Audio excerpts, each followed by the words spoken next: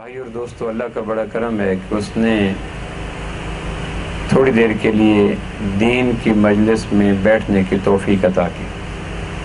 بہت بڑی سعادت ہے دینی مجلس میں تھوڑی دیر کے لیے بیٹھنے کی توفیق کا مل جانا۔ مسلم شریف کی روایت ہے، امام مسلم نے روایت کی ہے اپنی صحیح مسلم، ان للہ تبارک و تعالی ملائکۃ یبتغون مجالس الذکر، اللہ کے کچھ فرشتے ایسے ہیں جو آسمان سے زمین پر صرف اس لیے آتے ہیں کہ دینی مجلسوں کو تلاش کرتے ہیں۔ جیسے ہر فرشتے کے ذمے کوئی نہ کوئی ڈیوٹی ہوتی ہے، کچھ فرشتے ایسے ہیں جو زمینوں پر صرف اس لیے اترتے ہیں کہ دیکھیں پربت میں، پہاڑ میں، وادی میں، جنگل میں، دریا میں، شہر میں، بستی میں، گھر میں، لان میں، پلاٹ میں، کھیت میں، پگڈنڈی پر کہیں اللہ اور اللہ کے محبوب کی بات ہو رہی ہے۔ تو آپ اندازہ کریں کھربوں مائلز کا پینڈا طے کر کے فرشتے جن مجالس کو ڈھونڈنے کے لیے زمین پہ اتریں، میں اور آپ اس مجلس میں بیٹھ جائیں، ہماری کتنی بڑی سعادت ہے۔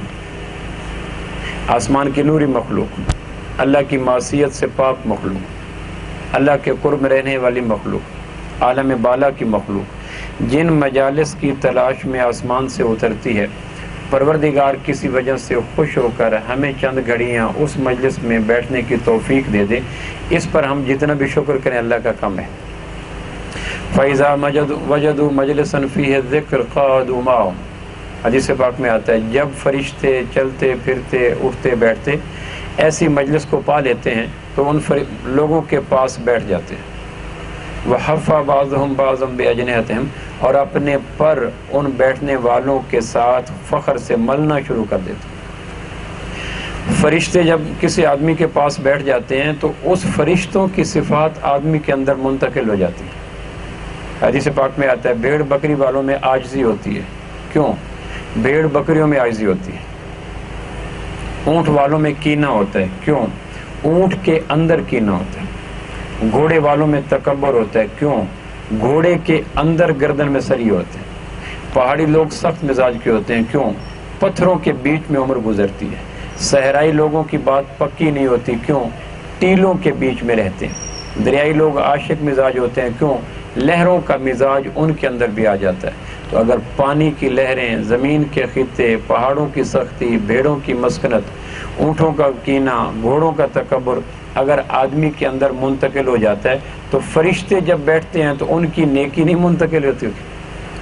کیا خیال ہے؟ آدمی کو اللہ نے پانی سے بنایا ہے، پانی کو جو ماحول دے دیا جائے پانی ویسا ہو جاتا ہے۔ آپ پانی کو گلاس میں ڈالیں، پانی گلاس کی شکل لے لے گا، کپ میں ڈالیں کپ کی شکل لے لے گا۔ تمام چیزوں میں سب سے جلدی پانی شکل کے اندر بدل جاتا ہے، گرد و پیش کا ماحول لیتا ہے۔ ہماری تخلیق پانی سے ہے، ہمیں جس ماحول میں ڈال دیا جائے تخلیق کی وجہ سے ہم جلدی ویسا ہو جاتے ہیں۔ تو بھیڑ بکریوں کا صفات اندر آ جاتی ہیں تو یقیناً مسلم کی روایت فرشتے آ کر بیٹھتے ہیں، اور پھر بیٹھتے نہیں، حف بعضهم بعضا باجنحتهم، اپنے پر ان بیٹھنے والوں کے کندھوں کے ساتھ ملا کرتے ہیں۔ امام غزالی کہتے ہیں فرشتے جن لوگوں کے ساتھ اپنے پر مس کریں ان میں 3 تبدیلیاں آتی ہیں۔ ایک تو یہ ہے کہ ان کے جسموں سے بیماریاں نکل جاتی ہیں۔ آج جو بیماریاں ہمیں لگی ہوئی ہیں پہلی صدی میں نہیں تھی، دوسری صدی میں نہیں تھی، اس لیے کہ فرشتوں کے پروں کا مساج روئیں کے اندر تیرنے والی بیماریوں کو ویسے نکال دیتا تھا۔ آج ہمارے دائیں شیطان، بائیں شیطان، آگے شیطان، پیچھے شیطان، اوپر شیطان، نیچے شیطان، تو شیطان سراپا شر ہے۔ اس لیے ہمارے وجود کے گردے میں، جگر میں، پھیپھڑے میں، بال میں، کھال میں، نظام انہضام میں، دیکھنے میں، بولنے میں، سننے میں، سوچنے میں کوئی نہ کوئی جراثیم آیا ہوا ہے۔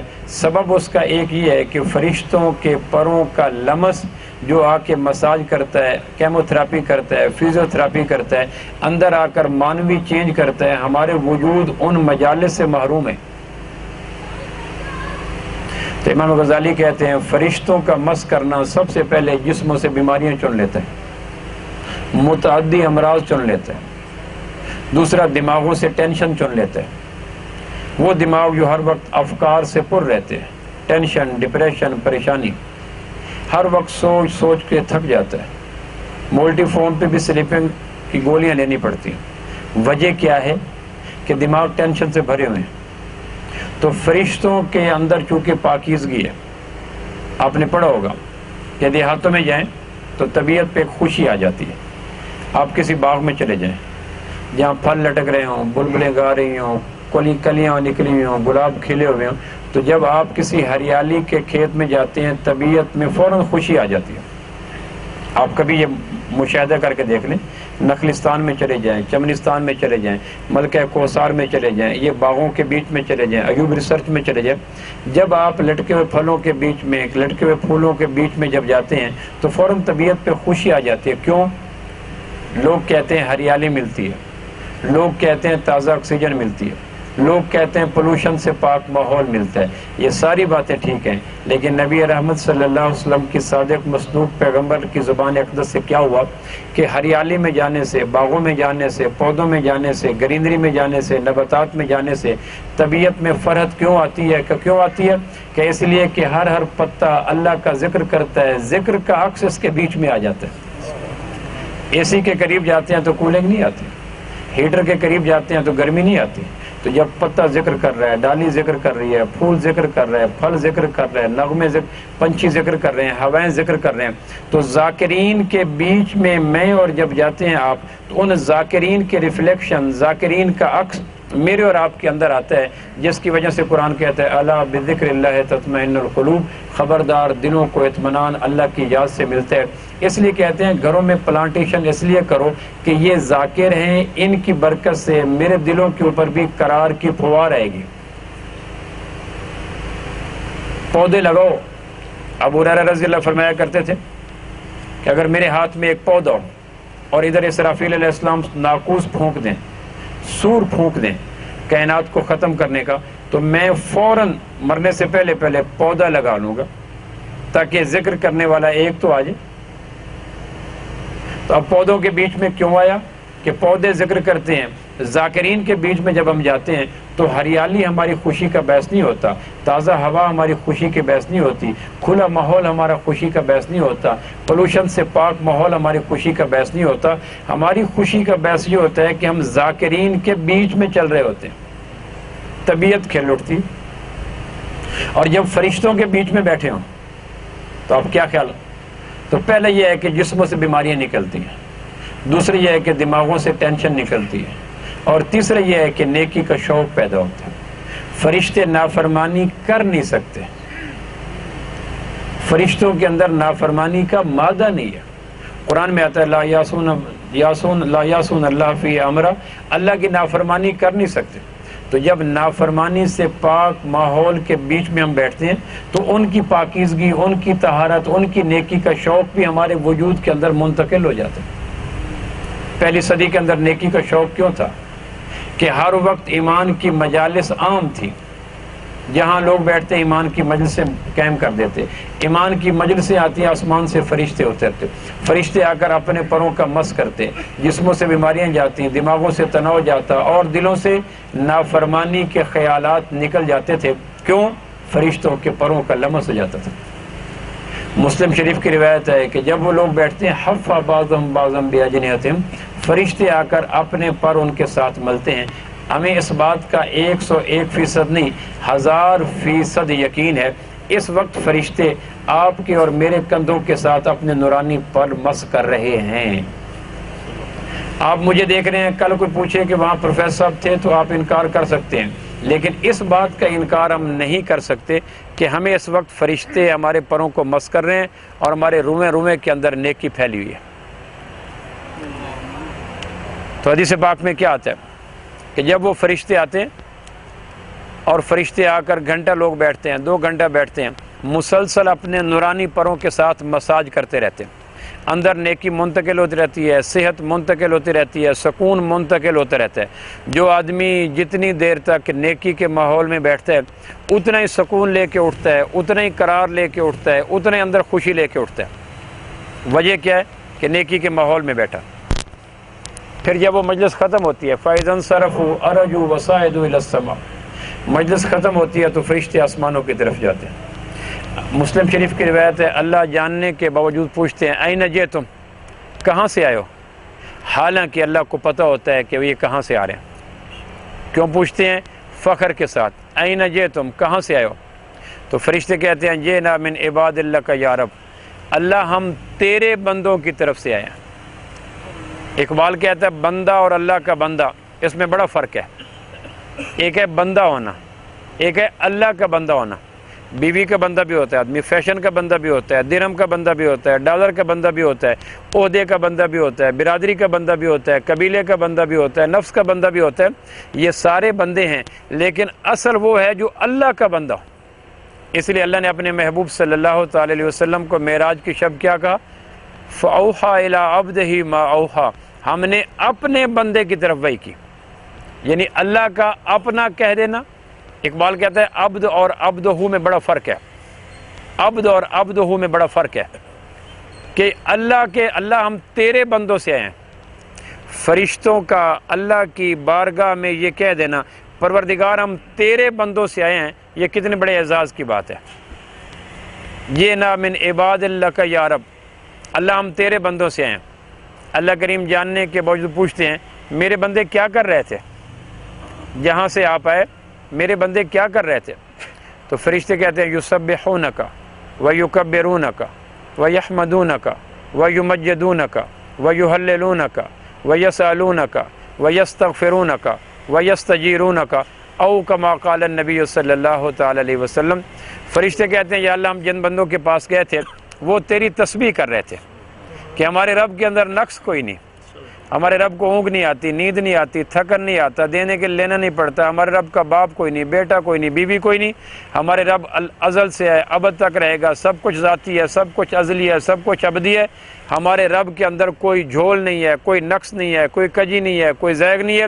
ہمارا رب خالق ہے تو کمال کا، مالک ہے تو کمال کا، رازق ہے تو کمال کا، جابر ہے تو کمال کا، اور مقتدر ہے تو کمال کا۔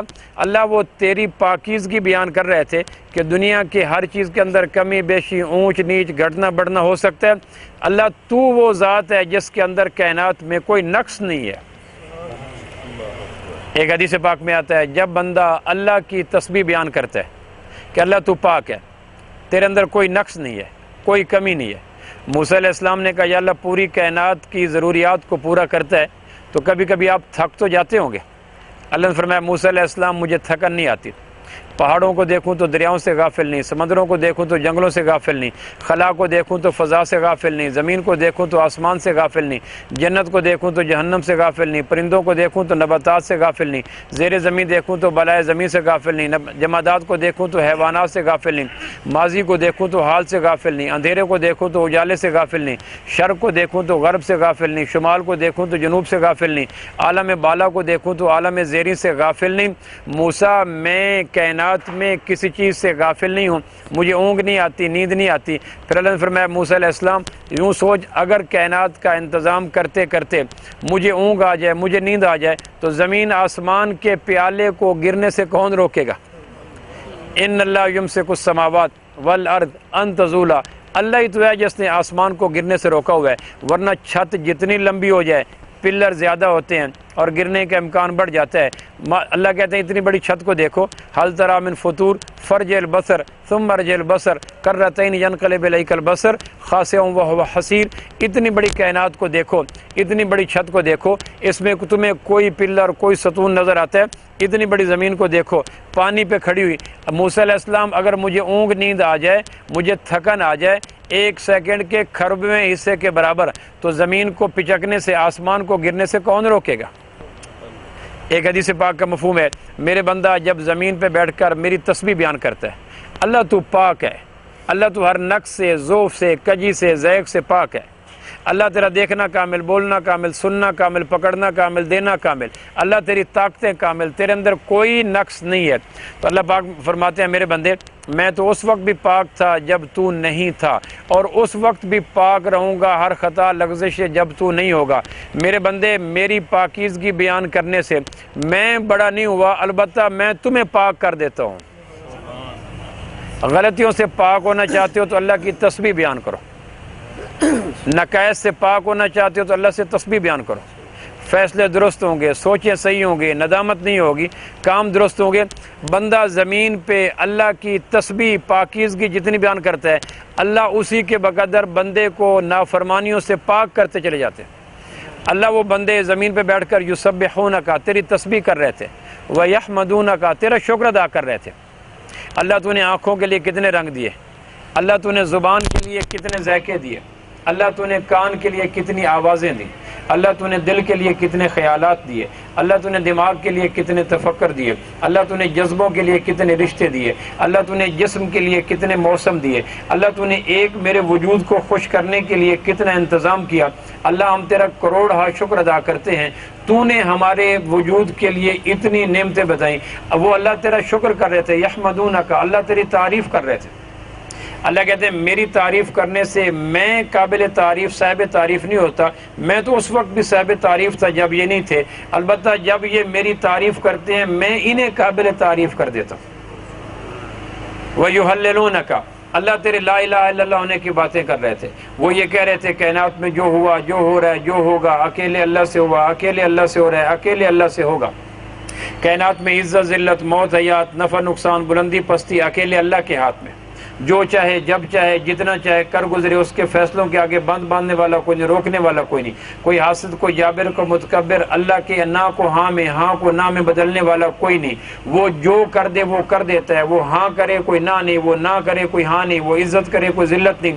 اللہ وہ تیرے لا الہ الا اللہ کی باتیں کر رہے تھے، یسبحونک ویحمدونک ویہللونک ویکبرونک اللہ وہ کہہ رہے تھے کہ بڑائیاں تیری ذاتی ہیں۔ اللہ کے محبوب فرمایا یا اللہ تو اتنا بڑا ہے، مسند احمد کی روایت ہے، ایک صحابی نے اللہ کی بڑائی بیان کرنا چاہیے، پھر سوچا اللہ کی بڑائی کتنی، اللہ کی بڑائی کتنی، اللہ کی بڑائی کتنی، بالآخر کہنے لگا یا رب لک الحمد کما ینبغی لجلال وجہک ولعظیم سلطانک اللہ تیری اتنی بڑائی جتنا تو بڑا، جتنی تیری بادشاہت بڑی۔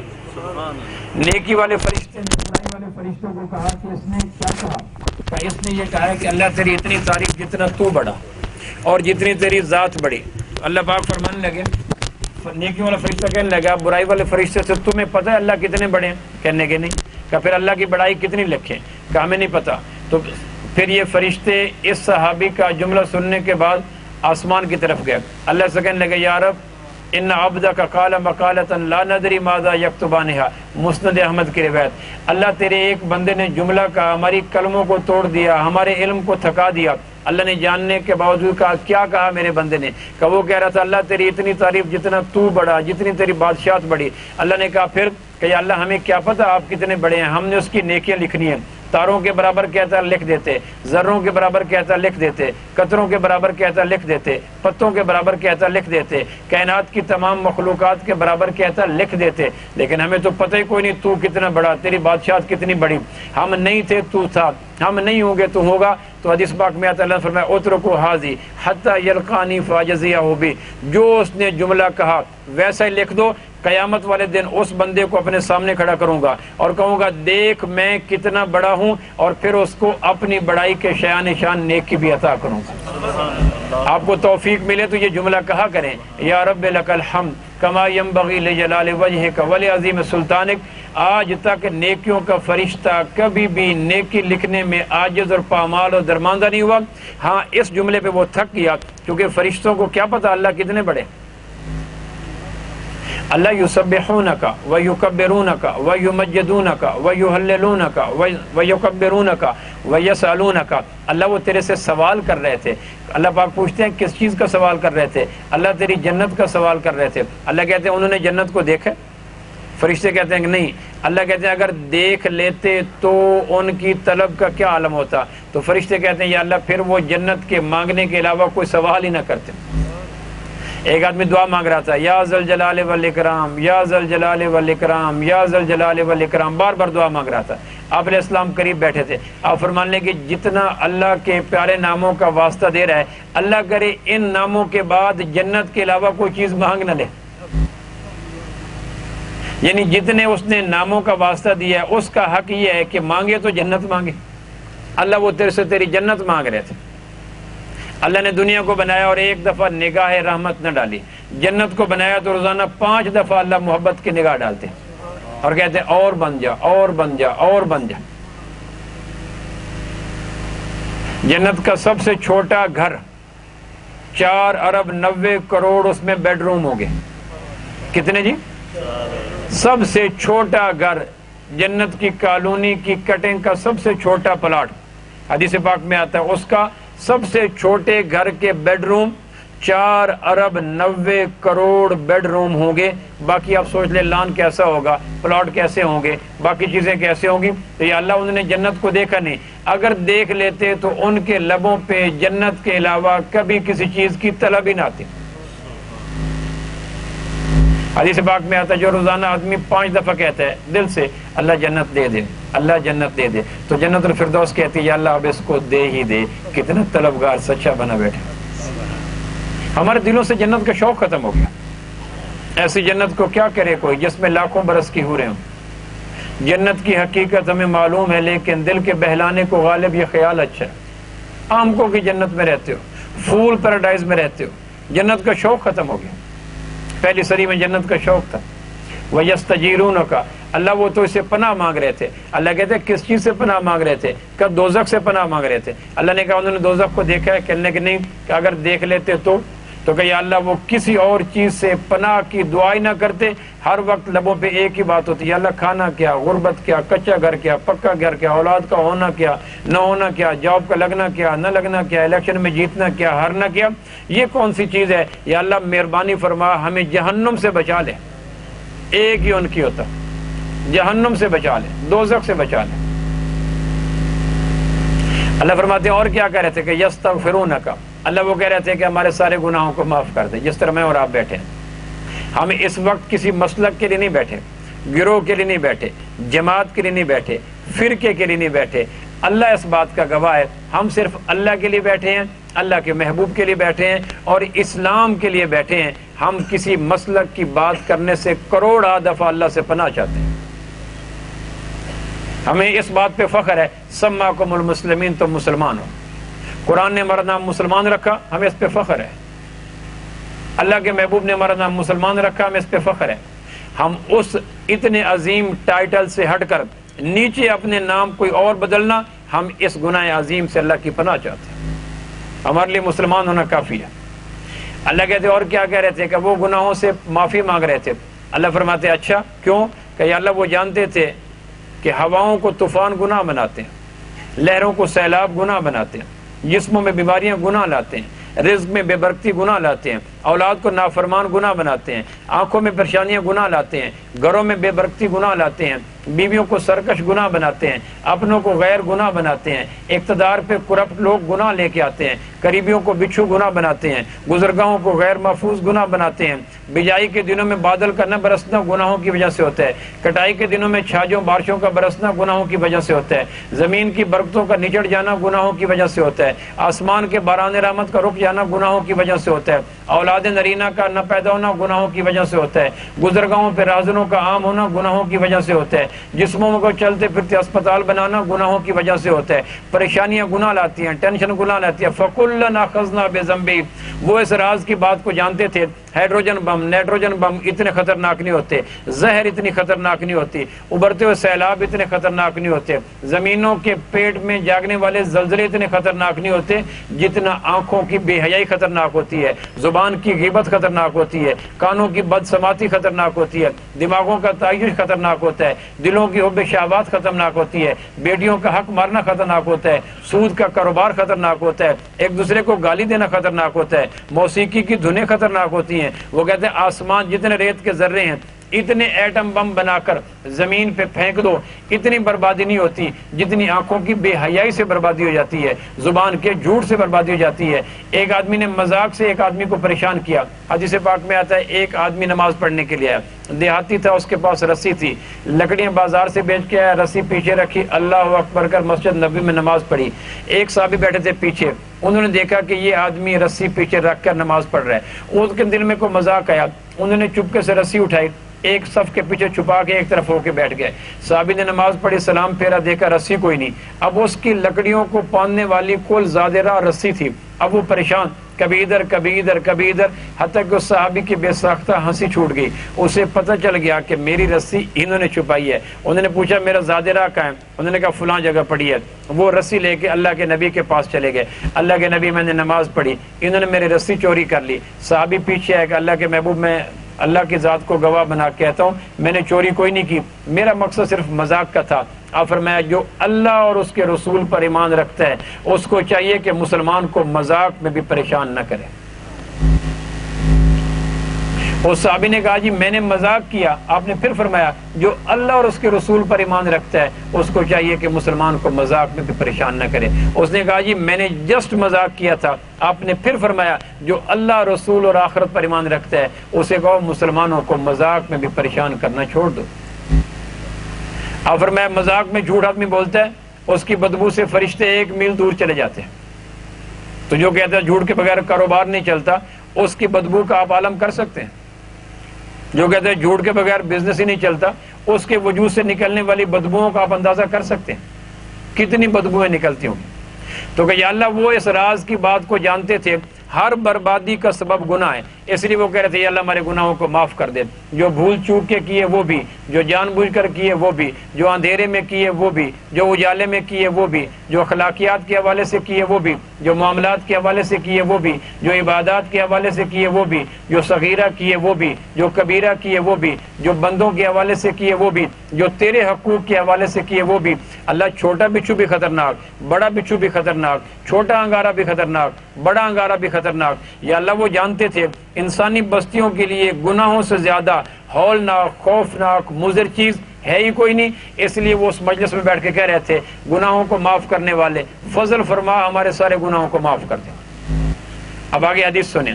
اللہ پاک فرماتے ہیں اچھا ملائکہ گواہ ہو جاؤ، او شہد کو میو الملائکہ، فرشتوں گواہ ہو جاؤ، اوتیتم ما سالو، میں نے ان سب بیٹھنے والوں پہ جنت کو واجب کر دیا.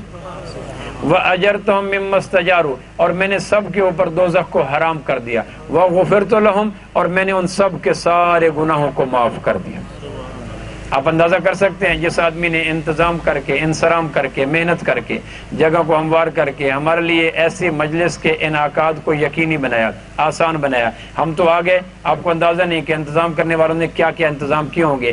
ایسی محفل کا انعقاد کرنے والا جس میں بیٹھنے والوں پہ جنت واجب، دوزخ حرام، گناہ معاف، جو اتنے لوگوں کو یہ نعمت دینے کا سبب بن جائے وہ خود کتنا مستحق ہوگا. ایک مریض کے تیمارداری کرنے والا شام کو تیمارداری کرتا ہے، ساری رات 70,000 فرشتے تیمارداری کرنے والے کے لیے دعائے استغفار کرتے رہتے ہیں. 10 تیمارداری کرنے والے ہیں، 50 تیمارداری کرنے والے ہیں، سب کے لیے 70,000 فرشتے. تو جو بیمار ان سب کے لیے اتنے فرشتوں کے واجب کروانے کا ذریعہ بن رہا ہے اس کے لیے فرشتے کتنے استغفار کریں گے. تو اللہ کہتے ہیں فرشتوں گواہ ہو جاؤ میں نے سب کے سارے گناہوں کو معاف کر دیا. اس لیے امام مسلم کی لکھی ہوئی روایت پر ایمان لاتے ہوئے ہم اللہ پاک کی ذات سے امید نے یقین رکھتے ہیں کہ جب ہم اس مجلس سے اٹھیں گے پروردگار ہمارے سارے گناہوں کو معاف کر چکا ہوگا. کہو انشاءاللہ اللہ کی ذات سے امید. نئی فائلیں لگ چکی ہوں گی، پرانی فائلیں دھل چکی ہوں گی، دیکھنے بولنے سننے کے گناہ ختم ہو چکے ہوں گے. لوبے دھلے دھلاؤ جاؤ، پاک پوتر جاؤ، ایسے جاؤ جیسے ماں کے گود سے بچہ پیدا ہوتا ہے. ہم نے تمہیں بالکل رینیو کر دیا، اوور ہالنگ کر دی، ٹیوننگ کر دی، مال جوبن کر دیا، تمہاری تذکیر کر دی، تزکیہ کر دیا، تمہارے اندر کی تطہیر کر دی، تمہیں پیوریفائی کر دیا، ہر قسم کی پولوشن کو معاف کر دیا. اب دھلے دھلائے جاؤ.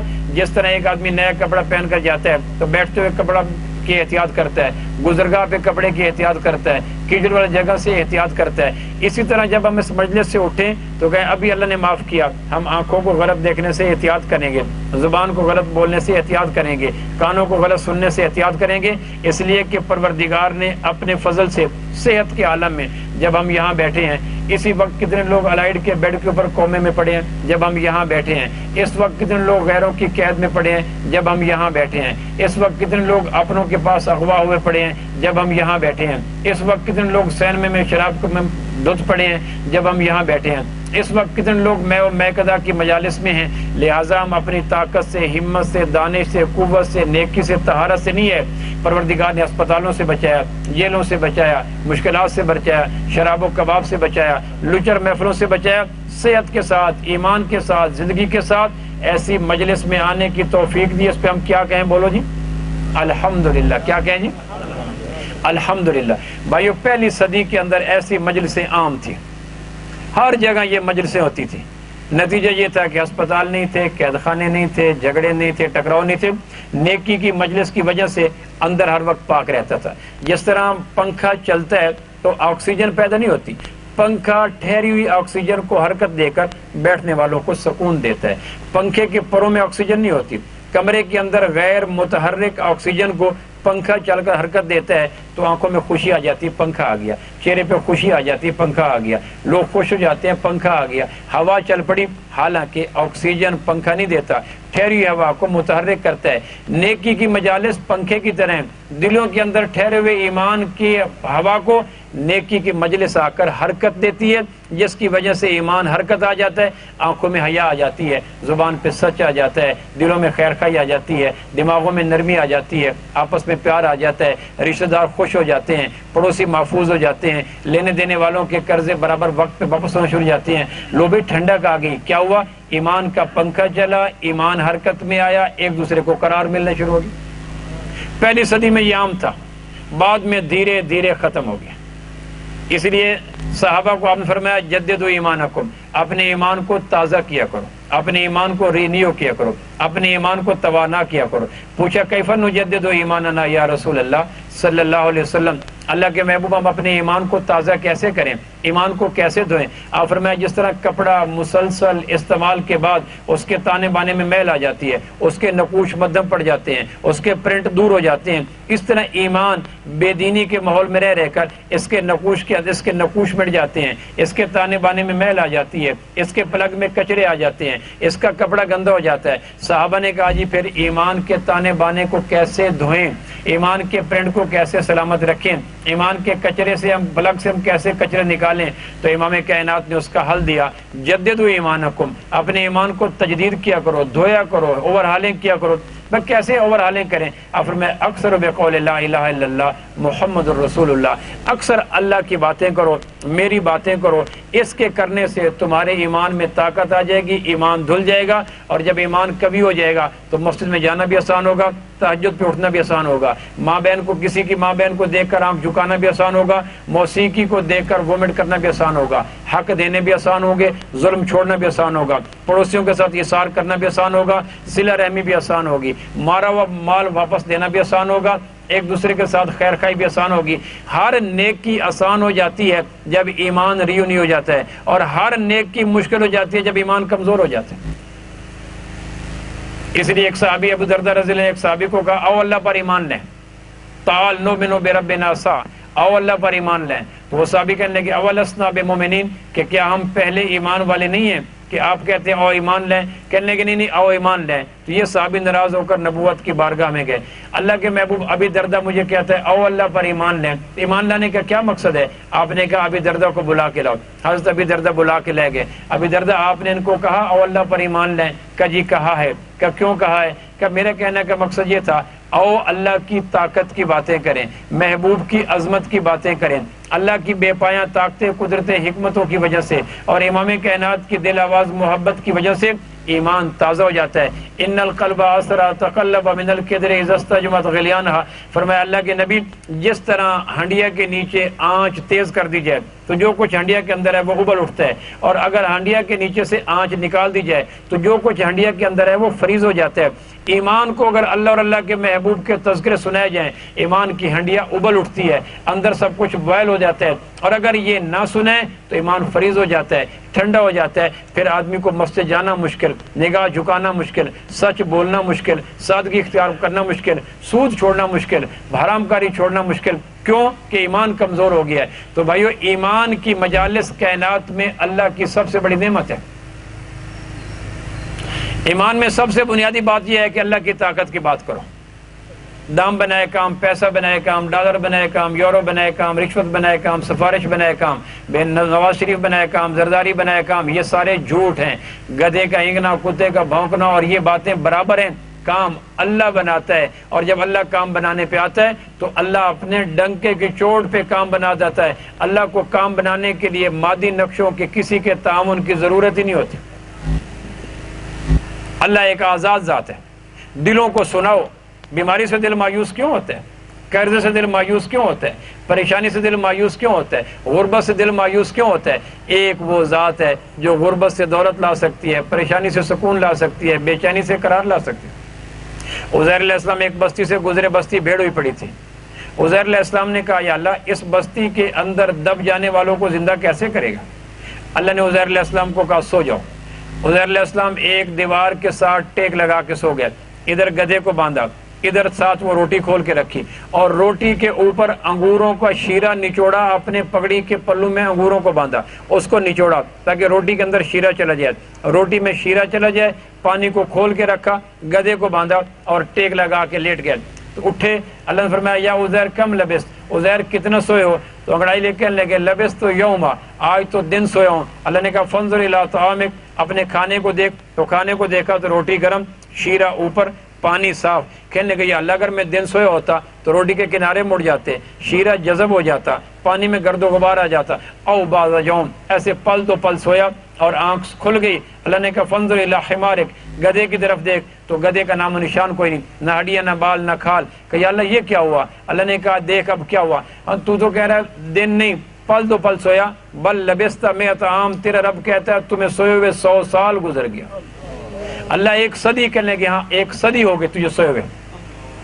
جب یہ ایک صدی کی بات چلی تو عزیر علیہ السلام فوراً کہنے لگے اچھا یا اللہ، کہنے لگے ہاں۔ اللہ نے کہا اب دیکھ ذرا اپنے کھانے کی طرف، تو دیکھا کہ کھانے کے کنارے مڑنے شروع ہو گئے، شیرہ جذب ہونا شروع ہو گیا، پانی میں میلا پن آ گیا۔ پہلے موسموں کا سٹاپ واچ لگا ہوا تھا کھانے پر، اور موسم چل پڑے تھے گدھے کی طرف۔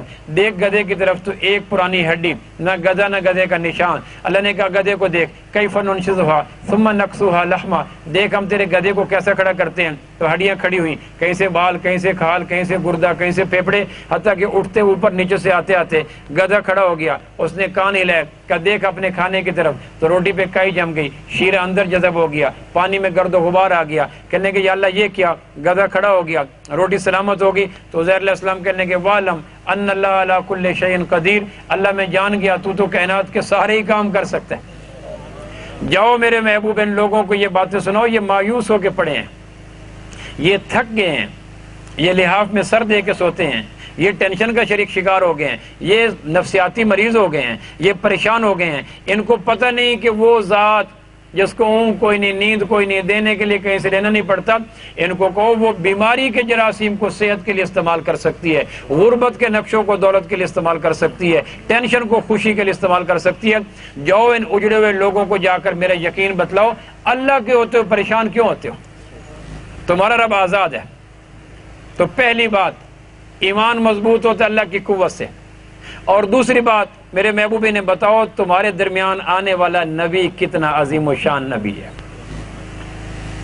جتنے بھی نبی ہے اللہ پاک نے ہر نبی کو معراج کروایا زمین پر، لیکن آمنہ کے لال کی باری آئی، کہنے میرے محبوب ام ہانی کے گھر سے اٹھے، بیت اللہ میں تشریف لیں، براق پہ سوار ہوں، بیت مکہ مدینہ منورہ میں جائیں، بیت لحم پہ جائیں، طور سینا پہ جائیں، بیت المقدس میں جائیں، 1,24,000 نبیوں کو پیچھے کھڑا کیا، نبوت کی امامت کرائی، لو میرے محبوب آپ امام الانبیاء ہو گئے۔ اب بیت المقدس سے چلیں اور پہلے معراج، پہلے آسمان پہ جائیں، آدم نے استقبال، دوسرے آسمان پہ جائیں، عیسیٰ یحییٰ نے استقبال، تیسرے آسمان پہ جائیں، ادریس علیہ السلام نے، یوسف علیہ السلام نے استقبال، چوتھے آسمان پہ جائیں، ادریس علیہ السلام نے استقبال، پانچویں آسمان پہ جائیں، عیسیٰ علیہ السلام نے استقبال، چھٹے آسمان پہ جائیں، موسیٰ علیہ السلام نے استقبال، ساتویں آسمان پہ جائیں، ابراہیم علیہ السلام نے استقبال۔ میرے محبوب ہم نے آپ کو ام ہانی کے گھر سے اٹھایا، بیت اللہ میں آپ کو زمزم سے اندر بحر سے آ کر آپ کو مزید نکھارا، مدینہ منورہ میں 2 نفل پڑھائے، بیت اللہ میں 2 نفل پڑھائے، طور سینا پہ 2 نفل پڑھائے،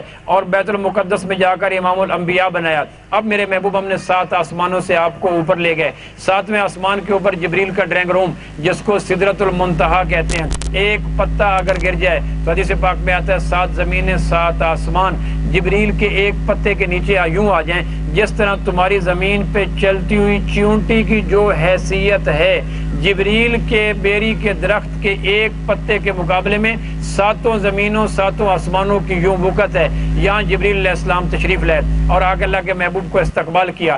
اتنے میں 7 آسمانوں کے فرشتوں کے سردار ہے اور انہوں نے آ کے کہا اللہ کے محبوب سے ہماری گزارش کر دیں، جس طرح بیت المقدس کے اندر آپ نے فرشتوں کو، نبیوں کو امامت کروا کے اپنا مقتدی ہونے کا شرف عطا فرمایا، مہربانی کروائیں جبریل کے ڈرائنگ روم پر 2 رکعت نفل پڑھا کر ہم آسمان کے نوری فرشتوں کو بھی اپنے مقتدی ہونے کا شرف عطا فرما دیں۔ تو جبریل علیہ السلام کی سفارش پر آپ علیہ السلام نے 7 آسمان کے فرشتوں کے سردار کو 2 رکعت نفل پڑھائی۔ پھر یہاں سے اللہ کے محبوب کو کہا جبریل چلیں، کہ اللہ کے محبوب اوپر لعالم لا مکان کی تجلیات اتنی ہیں کہ جبریل نوری ہونے کے باوجود، فرشتوں کا سردار ہونے کے باوجود عالم لا مکان کی تجلیات کو برداشت نہیں کر سکتا۔ موسیٰ علیہ السلام نے ایک دفعہ کہا اللہ مجھے اپنا آپ دکھلا دے، فرمایا موسیٰ علیہ السلام طور سینہ پہ آ جا۔ طور سینہ پہ آئے تو اللہ پاک نے تجلی پھینکی، موسیٰ علیہ السلام بے ہوش، 70 ساتھ آنے والے سردار ختم اور پورا طور پہاڑ جل کے سرما ہو گیا۔ موسیٰ علیہ السلام کو 3 دن کے بعد ہوش آیا کہ موسیٰ علیہ السلام اپنے گرد پہاڑ کو دیکھ تو وہ سرما، 70 کو دیکھ تو مر چکے، اپنے وجود کو دیکھ تو کپ کپاہٹ، کہ یا اللہ یہ کیا ہوا؟ کہ تو نے کہا تھا اپنا آپ دکھلا، میں نے اپنا آپ دکھلایا اور اس کا سبب یہ ہوا کہ تمہارے سردار اور طور پہاڑ کا یہ انجام ہوا۔ تو موسیٰ کلیم اللہ کہنے لگے یا اللہ مجھے نہیں پتا تھا تیری تجلیات کا، تمہیں پتا تھا تیری تجلیات کا اور آپ کو پتا تھا میرے ضبط کا۔ جب میں نے سوال کیا تھا، میرا سوال اپنی ایک خواہش تھا، آپ کو پتا تھا میرے سینے کا بھی، آپ کو پتا تھا طور سینہ کا بھی، آپ کو پتا تھا 70 سرداروں کا بھی۔ آپ تجلی کچھ کم پھینک دیتے، کہ موسیٰ علیہ السلام میں نے تجلی کم پھینکی، کہ یا اللہ اور کم پھینک دیتے، کہ میں نے اور کم پھینکی، کہ یا اللہ کتنی پھینکی؟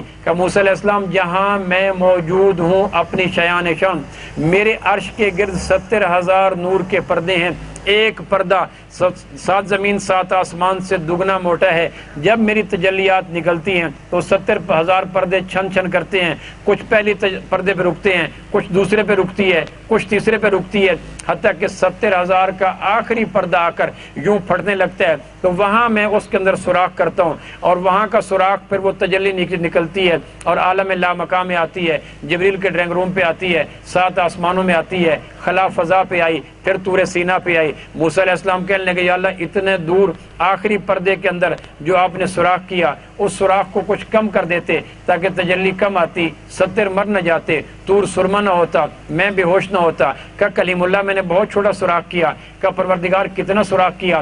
کہ آخری پردہ جو 70,000 آخری پہ کھڑا ہے اس کے اندر تم نے کبھی اپنے پھٹے لباس کو دیکھا ہوگا، تمہاری ماں تمہارے لباس کو سینے کے لیے سوئی کے نکے میں دھاگا ڈالتی ہے، کہنے لگے ہاں ڈالتی ہے، کہنے لگے وہ کبھی سوراخ دیکھا؟ تیری ماں نہیں ڈال سکتی۔ کہ موسیٰ مجھے دھاگا ڈال دو، تو آپ ڈال دیتے ہیں، کبھی وہ سوراخ دیکھا؟ تو موسیٰ علیہ السلام تعجب سے کہنے لگے یا اللہ اتنا چھوٹا سوراخ اور پردہ بھی 70,000واں اور پردہ بھی 7 زمین 7 آسمان سے دگنا موٹا اور پردے بھی 70,000 اور ہر پردہ تجلیات کو روکتا رہا اور آخری پردے میں آپ نے اتنا سوراخ کیا۔ تو جامع صفات کتاب میں لکھا کہ نہیں کلیم اللہ، اس سوئی کے نکے کے 69 کروڑ گنا میں نے کم سوراخ کیا، اس سوراخ سے پھر میری تجلی نکلی، اس نے 7 آسمانوں کو چیرا اور خلا فضا کو چیرا اور تو پتھر پہاڑ جو کسی ٹمپریچر پہ نہیں بنتا وہ ختم ہو گیا، تو بے ہوش ہو گیا۔ موسیٰ علیہ السلام کہنے لگے پروردگار آئندہ اگر کوئی بھی شدت جذبات میں اور محبت میں آ کے کہے مجھے اپنا آپ دکھلا دے تو اس سوئی کے نکے کا سوراخ اور کم کر لینا۔ کہ موسیٰ علیہ السلام میرا ایک حبیب آئے گا، اس کو مکہ سے اٹھاؤں گا، طور سینہ پہ لے جاؤں گا، وہاں سے اٹھاؤں گا، بیت المقدس میں لے جاؤں گا، وہاں سے اٹھاؤں گا، پہلے آسمان دوسرے تیسرے چوتھے پانچویں چھٹے پہ لے جاؤں گا، 7ویں پہ لے جاؤں گا، وہاں سے جبریل ٹھہرے گا۔ تو پھر معراج کی شب ایک نور کا ممبر آیا، کہ میرے محبوب جس چیز سے میں نے اپنا عرش بنایا تھا اسی سے آپ کا ممبر بنایا تھا، آپ تشریف لائیں، نور کے ممبر پہ بیٹھے، اللہ کے محبوب نور کے ممبر پہ بیٹھے، 70,000 فرشت وہ جو پردے تھے وہ تھر تھر کانپ رہے تھے، نورانی ذات نورانی وہ ممبر پہ بیٹھ کر جب وہاں جا پہنچی تو پردے تھر تھر کانپنے لگے، آپ قریب کھڑے ہوئے تو آخری پردے کا سوئی کے نکے کا 69 کروڑوں حصہ نہیں، پورے کا پردے کا پردہ کھولا، نورانی تجلیات آئی، ہمارے محبوب کے روے کے اندر وہ تجلیات اتری اور اوپر سے وہی آئی الم نشرح لک صدرک، میرے محبوب ہم نے آپ کا سینہ کھولا کہ نہ کھولا، آپ کے روے کو نورانی بنایا کہ نہ بنایا۔ پھر دوسرا پردہ ساری تجلیات، پھر تیسرا پردہ ساری تجلیات، حتیٰ کہ پردوں کی تجلیات نورانی ذات رومے رومے میں جذب کرتی گئی۔ آپ کا دیکھنا نور، سننا نور، تولنا نور، دیکھنا نور، بولنا نور، آپ کا پٹھے نور، گوشت نور، حتیٰ کہ آپ کا پیشاب مبارک بھی نور، آپ کا خون مبارک بھی نور، آپ کی نیند مبارک بھی نور، آپ کی تربیت اولاد بھی نور، انگ انگ کے اندر نور ہی نور۔ آخری پردے میں جا کے ساری تجلیات آپ کے اندر اتری۔ پھر لوح محفوظ آیا، دفتہ یاقوتۃ حمرا قلمہ نور و کتابہ نور، سرخ یاقوت سے بنا ہوا لوح محفوظ جس پہ انسانیت کے بھاگ لکھے ہوتے ہیں، وہاں اللہ کے محبوب تشریف لے کے ایک کتاب میں لکھا جوتے مبارک سمیت تھے، جب وہاں سے گزرنے لگے تو یوں ایسے موڑ لے کے گزرنے لگے، اوپر سے آواز ہے میرے محبوب اپنے جوتے مبارک سمیت لوح محفوظ پہ کھڑے ہو جائیں، جہاں انسانوں کے بھاگ کی انتہا ہے، میں آپ کے جوتے مبارک کے تلوے کی ابتدا وہاں سے کرنا چاہتا ہوں، تاکہ دنیا کو پتہ چل جائے جہاں تمہاری دانش، تمہاری علو مرتبت، ولایت، غوث، کتب، ابدال جہاں جا کے دم توڑتے ہیں، میرے محبوب کے جوتے مبارک کے تلوے مبارک کا وہاں آغاز ہوتا ہے۔ تو وہاں جا کے اللہ کے محبوب کے جوتے مبارک کے تلوے مبارک کا آغاز ہوا، لوح محفوظ پہ کھڑے، اور پوری کائنات کے انسانوں کو بتلا دیا گیا کہ پوری کائنات کے انسان جتنے ذہین ہو جائیں، میرے محبوب صلی اللہ علیہ وسلم کے جوتے مبارک کے تلوے مبارک کی اوصاف کا بھی حق ادا نہیں کر سکتے، کیونکہ جہاں ان کی دانش، توجہ، دھیان ختم ہوتا ہے، وہاں میرے محبوب کے جوتے مبارک کے تلوے کا آغاز ہوتا ہے۔ میں کبھی کبھی سوچتا ہوں پوری کائنات کو عمر نو مل جائے، ملائکہ کے صفات مل جائیں، قیامت تک کی زندگی مل جائے، بے پایہ علم مل جائے، اللہ کی یونیورسٹی کا فیضان مل جائے، فرشتوں کی طرح نہ کھائیں نہ پئیں نہ سوئیں نہ جاگیں نہ تھکیں، ایک ہی کام ہو، تو بے پایہ علم، لمبی عمر، تھکن سے پاک، بشری عوارض سے پاک، اور ان سے کہا جائے کہ تم سارے اپنی دانش کو جمع کرو اور مل کر امام کائنات کے جوتے مبارک کے تلوے مبارک کی تعریف کا حق ادا کر دو، قسم زمین آسمان کے خالق کی، پوری کائنات مل کر میرے محبوب کے جوتے مبارک کے تلوے مبارک کی تعریف کا بھی حق ادا نہیں کر سکتی۔ پوری کائنات کی انسانیت کی دانے سے بہر ہیں وہ لوگ کتنے جری ہیں جو نبوت کے وجود کو جا کے ٹٹول کے کہتے ہیں یہ نور ہے یا بشر۔ ہم تو اس بات سے پناہ مانگتے ہیں کہ ہم سے کوئی پوچھے جوتے مبارک کے تلوے مبارک کی عظمت کا کیا اندازہ، تو ہم کہتے ہیں ہمارے دماغ کے کھربویں حصے میں بھی یہ بات نہیں آ سکتی۔ جس مبارک کو ٹٹولنا اور یا کہنا کہ یہ نور ہے یا بشر، یہ بڑی ہمت کی بات ہے۔ ہمارے ایک جنگ کا شعر اسی بات کو اپنے انداز میں کرتا ہے کہ نہیں غسل دے فرض آندے، صاحب اولاد ہیں، لا کے تکڑی تولنا ہے، نور ہا یا ہا بشر، پھر تینوں کے سالس بنایا ہے رب تے اس دے درمیاں، آپ او اپنی مکیسن تو تا پنڈا پاک کر۔ نہیں غسل دے فرض آندے، سمجھ آ رہی ہے؟ صاحب اولاد ہیں، لا کے تکڑی تولنا ہے، نور ہا یا ہا بشر، تینوں کے سالس بنایا رب تے اس دے درمیان، آپ او اپنی مکیسن تو تا پنڈا پاک کر۔ لوح محفوظ سے کہا میرے محبوب آپ اوپر آ جائیں، دنیا کو یہ پیغام بتلا دیا گیا میرے محبوب کی ذات کے بارے میں مت بات کرنا، اللہ کے محبوب کو اللہ جانے یا اللہ کے محبوب جانے، باقی کائنات اللہ کے محبوب کے جوتے مبارک کے تلوے مبارک کو بھی آگاہی کا ادراک نہیں رکھ سکتی۔ بے شک جتنا ذہین ہو، فتین ہو، محدث ہو، دانا ہو، فقیہ ہو، عالم ہو، امام ہو، پوری کائنات کی ولایت کے باوجود نبوت کے جوتے مبارک کے تلوے مبارک کی حقیقت سے بھی پوری کائنات آگاہ نہیں ہو سکتی۔ یہاں سے پھر اللہ کے محبوب اللہ کے پاس تشریف لے کے گئے، اور وہاں قرآن کہتا ہے وَالنَّجْمِ إِذَا هَوَىٰ مَا ضَلَّ صَاحِبُكُمْ وَمَا غَوَىٰ وَمَا يَنطِقُ عَنِ الْهَوَىٰ إِنْ هُوَ إِلَّا وَحْيٌ يُوحَىٰ عَلَّمَهُ شَدِيدُ الْقُوَىٰ ذُو مِرَّةٍ فَاسْتَوَىٰ وَهُوَ بِالْأُفُقِ الْأَعْلَىٰ ثُمَّ دَنَا فَتَدَلَّىٰ فَكَانَ قَابَ قَوْسَيْنِ أَوْ أَدْنَىٰ۔ معراج کی شب کو نعتیہ رنگ میں سورہ نجم کے اندر پروردگار نے خود قلم بند کیا ہے، اس لیے کہتے ہیں کائنات میں پہلی نعت پڑھنے والا اور پہلی نعت لکھنے والا، پہلا نعت گو اور پہلا نعت خاں، اللہ کے محبوب کی پہلی نعت لکھنے والا خود اللہ ہے، پہلی نعت پڑھنے والا خود اللہ ہے۔ اس لیے اللہ کے محبوب کی نعت کا حق کائنات میں کوئی انسان ادا نہیں کر سکتا، چونکہ نعت پڑھنا سنت الہی ہے، اور نعت کو سننا سنت فرشتوں کی سنت ہے۔ اس لیے کبھی کبھی حسان بن ثابت نعت پڑھنے کے لیے آتے، آپ فرمایا کرتے تھے حسان تو وہ کام کرنے لگا ہے جو میرا اللہ میری کیا کرتا ہے۔ یہاں سے پھر اللہ نے اپنے محبوب صلی اللہ علیہ وسلم کو بلایا اور اپنے قریب کہا، قرآن کہتا ہے فَكَانَ قَابَ قَوْسَيْنِ، میرے اور میرے محبوب کے درمیان 2 تیر کمانوں کا فاصلہ رہ گیا۔ 2 تیر کمان کہنے سے کیا مراد؟ جس طرح ہمارے یہاں عرب پنجابی میں ایک محاورہ ہے، میرے اور اس کے باپ کی پگڑی ایک دوسرے سے بدلی ہوئی ہے۔ کوئی کہے کیا مقصد، پگڑی خراب تھی یا پگڑی پسند آ گئی تھی؟ ہم کہیں گے تمہیں پنجابی محاورے کا پتہ نہیں۔ اس کا معنی یہ ہے کہ میرے اور باپ ایک، ان کی عزت، میرے باپ کی عزت ایک تھی۔ میرے باپ نے کہا تھا اپنی پگڑی مجھے دو، میری پگڑی آپ لو۔ یہ ایک استعارہ تھا۔ اس کا مقصد یہ تھا کہ آج کے بعد تیری پگڑی پہ کوئی ہاتھ ڈالے گا تو میری پگڑی پہ ہاتھ ہوگا، میری پگڑی پہ کوئی ہاتھ ڈالے گا تیری پگڑی پہ ہاتھ ہوگا۔ اسے کپڑے کی رنگت مقصود نہیں، نفاست مقصود نہیں، تانا بانا مقصود نہیں، پرنٹ اور ڈیزائن مقصود نہیں، نیا اور پرانا مقصود نہیں۔ یہ ایک پنجابی کا محاورہ ہے کہ تمہاری میری عزت، تمہاری میری دوستی آج کے بعد مشترکہ ہوگی۔ عربوں میں یہ ایک محاورہ تھا کہ جب 2 سردار ایک ہونا چاہتے، آج کے بعد تیرا دشمن میرا دشمن، تیرا دوست میرا دوست، جو تیرے پہ حملہ کرے گا میں اپنی طاقت جھونک دوں گا، جو میرے اوپر حملہ کرے گا تم میرے ساتھ ہو جاؤ گے۔ تو عرب جب ایک ہونا چاہتے تو عربوں میں محاورہ تھا، دونوں سردار آتے، اپنی تیر کمان دونوں ملاتے، کمان ملا کر اس پہ ایک تیر چڑھاتے، دونوں کمان کی نوک پہ ایک تیر چڑھتا، دونوں سردار اپنی اپنی کمان پہ ہاتھ ڈالتے، تیر اڑ کے چلا جاتا، لوگوں کو پتہ چل جاتا آج کے بعد یہ دونوں ایک ہو گئے، اس کی توہین اس کی توہین ہوگی، اس کی عزت اس کی عزت ہوگی، اس کی بےزتی اس کی بےزتی ہوگی، آج کے بعد اس سے تعلق بنائے گا ادھر بن جاؤ گا، ادھر بگاڑے گا ادھر بگڑ جائے گا۔ تو اللہ نے عربوں کو کہا تم دیکھتے نہیں ہو، 2 تیر کمان، 2 کمانوں پر ایک تیر چڑھا کر تم ایک ہو جاتے ہو۔ میں نے بھی اپنے محبوب کو مطلب یہ فرمایا فکانہ قاب قوسین، میں اور میرے محبوب کے بھی 2 کمان ہو گئے۔ آج کے بعد دنیا والوں کو پتہ چل جائے جو میرے محبوب کا ہو گیا وہ میرا ہو گیا، جو میرے محبوب کا کٹ گیا وہ میرا کٹ گیا،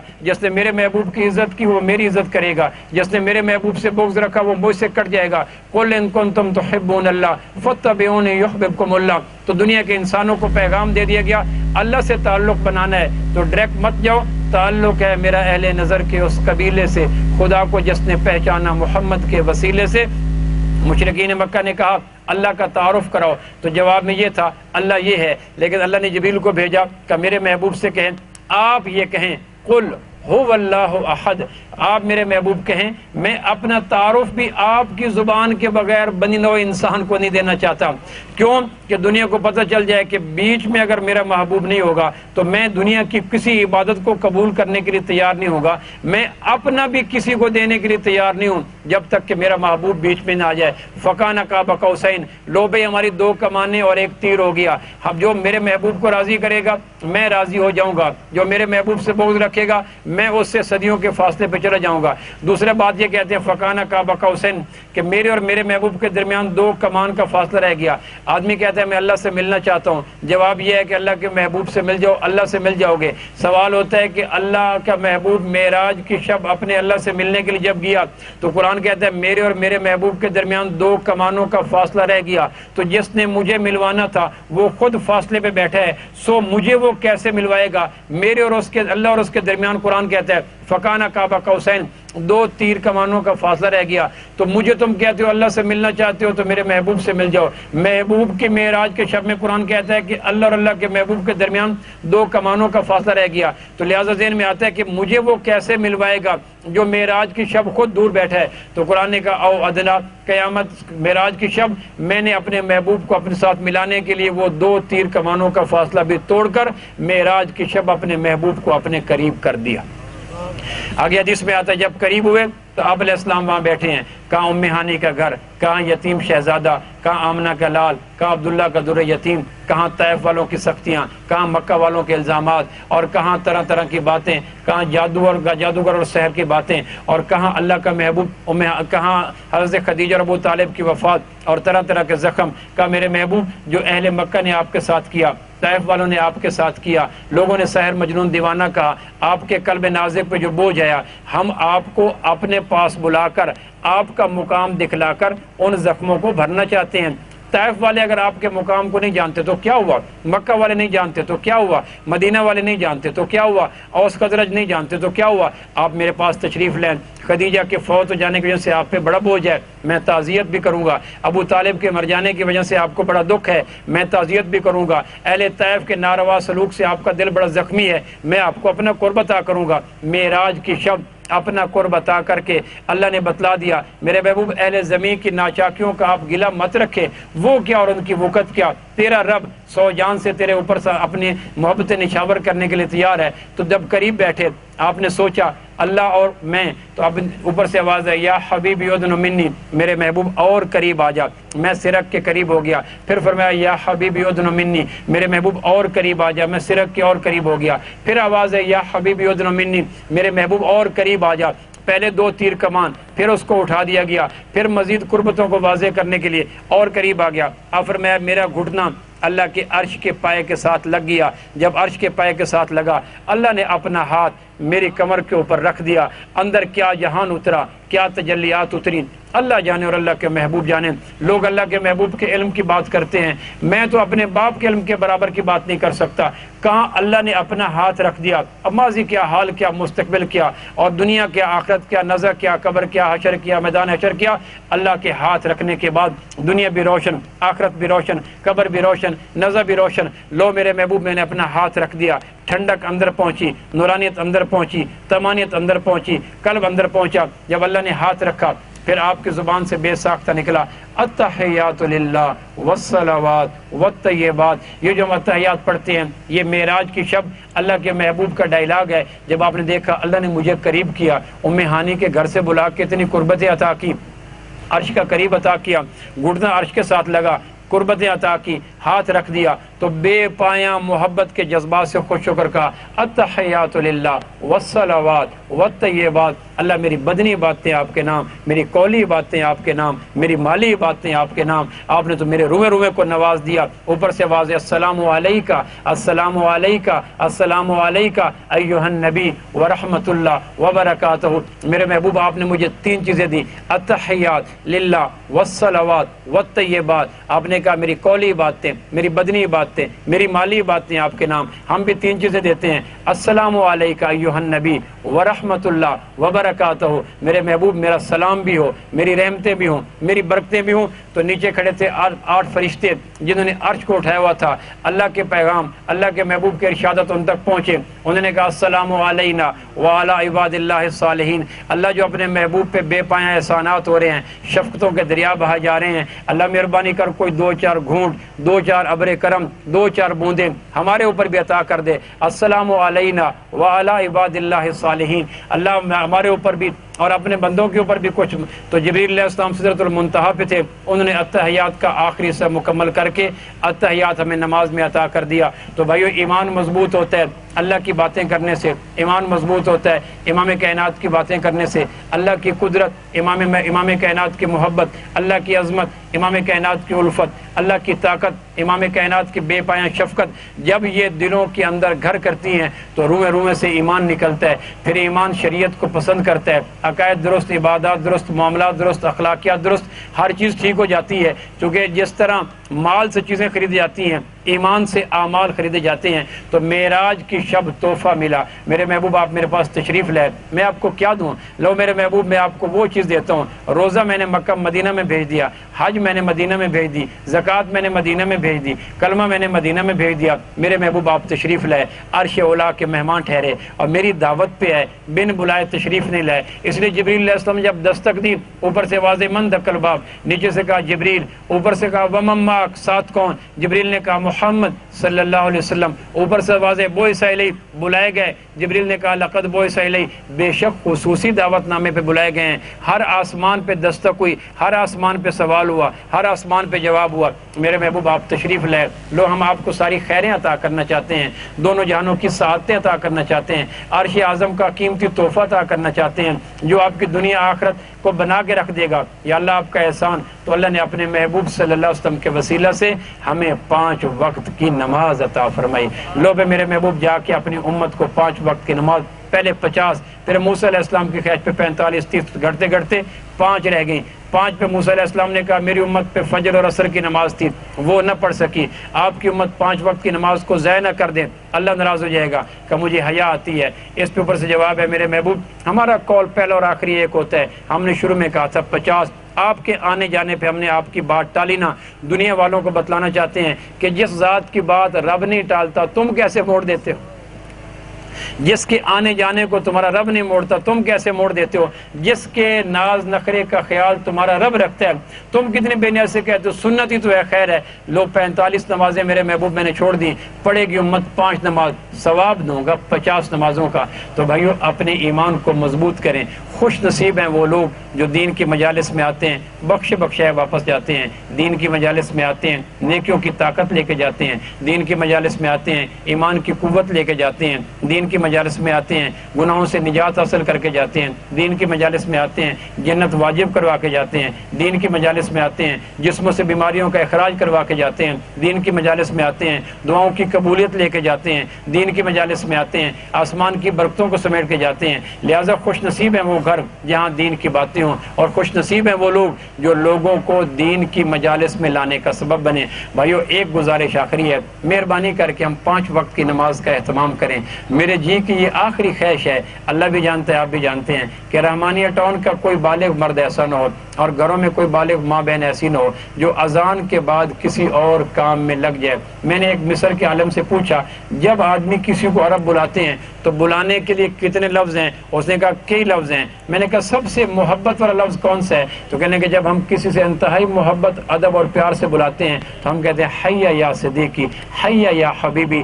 اس سے زیادہ محبت والا پیار والا لفظ کوئی نہیں۔ مسجد کے میناروں سے اللہ کہتا ہے حیا علی الصلاۃ، میاں صاحب آ جاؤ، حیا علی الصلاۃ، چوری صاحب آ جاؤ، حیا علی الصلاۃ، جٹ صاحب آ جاؤ، حیا علی الصلاۃ، چودھری ڈاکٹر صاحب آ جاؤ۔ اللہ کہتا ہے دیکھ میں نے تیرے لیے لفظوں کے جہان میں کتنے حسین لفظ کا انتخاب کیا، تو مہربانی کر لفظ کے تلفظ کے تقدس کا لحاظ کرتے ہوئے حیا کو لوٹا نہ دیا کر۔ جب میں پکاروں تو گھروں میں خواتین کام کاج چھوڑ دیں، اللہ ہم حاضر، ہماری جان حاضر، تو نے پکارا بسم اللہ، مؤذن تیرے منہ میں گھی شکر، تیرے رب نے بلایا میں حاضر۔ لیکن کون پھوڑار ایسی ہے جس کو اس کا پیا بلائے اور منہ ہاتھ نہ دھوئے، پیا بلائے اپنے آپ کو تر و تازہ نہ کرے، پیا بلائے نئے کپڑے زیب تر نہ کرے، تو نے بلایا میں حاضر، اپنے آپ کو دھو لوں، صاف کر لوں، اندر بیر کو نہا لوں، کپڑے اچھے پہن لوں، میں نے سر بھی جھکانا ہے، سبحان ربی العظیم بھی کہنا ہے، سبحانک اللہ بھی پڑھنا ہے، ہاتھ بھی باندھنا ہے۔ وہ کہے گا منہ دھو کے نہیں ہے، ہاتھ صاف کر کے نہیں ہے، میری خوشبوئیں کیسے لوگے،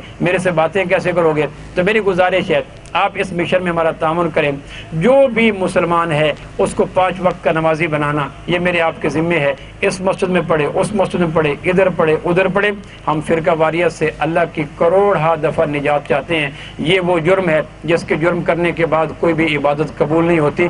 اللہ کے محبوب کی امت کو ایک رہنے دو، نیک رہنے دو۔ ہر ایک کے پیچھے نماز ہوتی ہے، ہر جگہ نماز ہوتی ہے، ہر ایک کے ساتھ نماز ہوتی ہے۔ ایسے چکروں مت پڑھو، یہاں نہیں ہوتی وہاں ہوتی ہے، وہاں نہیں ہوتی یہاں ہوتی ہے۔ یہ امت پہلے بڑی ٹوٹی ہوئی ہے، فرقے کے نام پر، قوم کے نام پر، مسلک کے نام پر، زبان کے نام پر۔ اللہ کے واسطے اللہ کے محبوب کی امت کو ایک رہنے دو، نیک رہنے دو۔ 5 وقت کی نماز کا خود بھی اہتمام کریں، دوسروں کو بھی اہتمام کریں۔ اگلے ہمارا جمعے کی شام کا